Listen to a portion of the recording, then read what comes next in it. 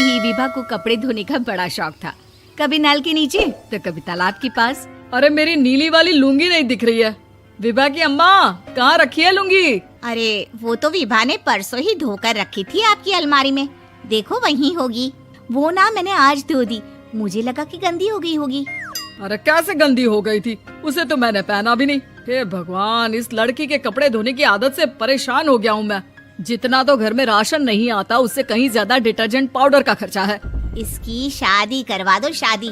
जाए अपने घर में ही करे काम, फिर चाहे घर के कपड़े धोने हो या पूरे गांव के। हाँ ठीक बोल रही हो, देखता हूँ मैं कोई लड़का। वो दिन भी आ जाता है जब विभा को देखने लड़के वाले आ जाते हैं। लड़की मुझे अच्छी लगी। होने वाली सास कहती है, बेटी अगर कुछ पूछना है तो पूछ लो। वैसे तो हमारी लड़की बहुत ही शर्मीली है, जो बोल दो वो मान लेती है, इसे क्या पूछना होगा। अरे कैसी बात कर रही हो माँ, मुझे इन लोगों के घर रहना है, सवाल तो कई है। हाँ हाँ बेटा, पूछ लो ना, क्या पूछना है। आप लोगों के घर कपड़े कौन धोता है? सास का मुंह बन जाता है।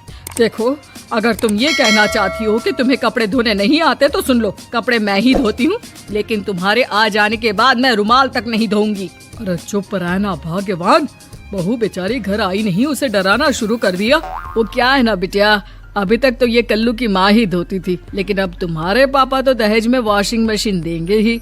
तभी विभा की माँ बोल पड़ती है, सवाल भी पूछा तो क्या। वैसे भाई साहब, मशीन की तो फिर भी कपड़े धोने की कैपेसिटी होती है। मतलब जो बिटिया दे रहे हैं ना विभा, इसे कपड़े धोने का बहुत शौक है। ये आप लोगों के क्या, आस पड़ोस गांव मोहल्ले सबके कपड़े धो दे और उफ तक ना करे।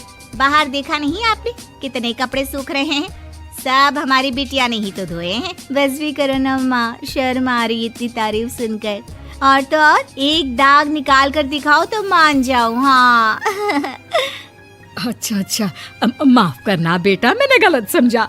हमें तो रिश्ता बहुत पसंद है। और ऐसे जुड़ जाता है रिश्ता कपड़े धोने का शौक रखने वाली विभा का। उसकी शादी हो जाती है कोयला फैक्ट्री में काम करने वाले कल्लू के साथ। शादी के बाद अचानक विभा चिल्लाती हुई सास के पास आती है। सासू माँ, अरे सासू माँ कहाँ है आप? ये तो धोखा है, धोखा दिया आप लोगों ने मुझे। इसे ससुर के चक्कर के बारे में पता चल गया।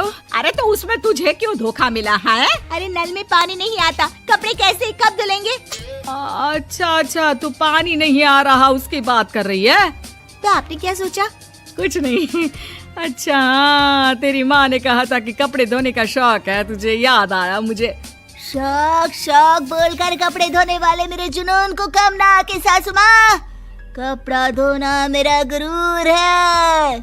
तभी पति भी वहाँ आ जाता है।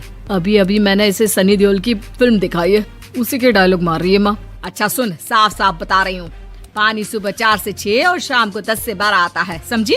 विभा टाइमिंग सुनकर हैरान हो जाती है। ये क्या भूतों का मोहल्ला है? सुबह 4 बजे उठकर कौन कपड़े धोता है? 4 बजे टंकी में पानी जाता है, फिर सारा दिन धोना ना, किसने मना किया? अरे कैसे बात कर रही हैं? 200 लीटर की टंकी में कितने कपड़े धो लूंगी मैं, सुबह ही उठ जाऊंगी मैं। अब क्या था, विभा सुबह 4 से लेकर रात के 12 बजे तक कपड़े ही धोती रहती। एक रोज सास पड़ोस से निकलकर कहीं जा रही होती है कि साथ वाली कहती है, हाँ कल्लू की माँ, जरा ये बताओ कि 2 साड़ी है, 2 ब्लाउज और एक पेटीकोट और एक नाड़े वाला लंबा कच्छा। हाँ तो? अरे तो क्या, कितना लोगी धुलाई ये बताओ। धोबन दिख रहे हैं हम क्या? हमारे पति सरकारी नौकरी से अभी रिटायर हुए हैं और बेटा सुपरवाइजर है कोयला फैक्ट्री में। धोबन समझ रखा है हमें?